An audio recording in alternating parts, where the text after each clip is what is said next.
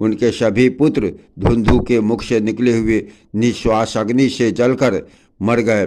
उनमें से केवल धृतराष्ट्र, चंद्राश्व और कपिलाश्व ये 3 ही बचे थे। धृतराष्ट्र से हर्षव से निकुंभ, निकुंभ से अमिताश्व, अमिताश्व से कुशाश्व, कुशाश्व से प्रसेनजीत और प्रसेनजीत से युवनाश्व का जन्म हुआ।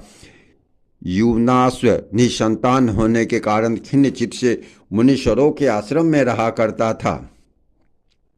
उसके दुख से द्रवीभूत होकर दयालु मुनिजनों ने उसके पुत्र उत्पन्न होने के लिए यज्ञानुष्ठान किया। आधी रात के समय उस यज्ञ के समाप्त होने पर मुनिजन मंत्र पूत जल का कलश वेदी में रखकर सो गए। उनके सो जाने पर अत्यंत पिपासाकुल होकर राजा ने उस स्थान में प्रवेश किया और सोए होने के कारण उन ऋषियों को भी उन्होंने जगाया तथा उस अपरिमित महात्मशाली कलश के मंत्रपूत जल को पी लिया।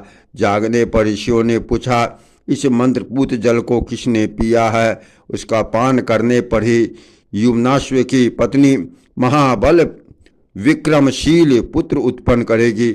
यह सुनकर राजा ने कहा, मैंने भी बिना जाने यह जल पी लिया।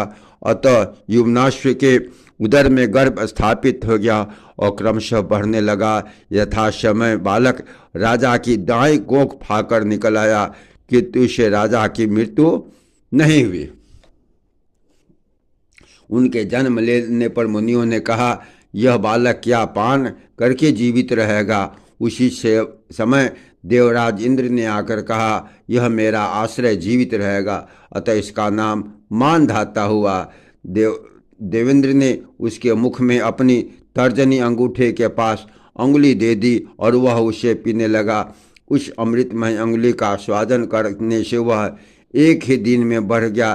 तभी से चक्रवर्ती मानधाता सप्तद्वीपा पृथ्वी का राज भोगने लगा।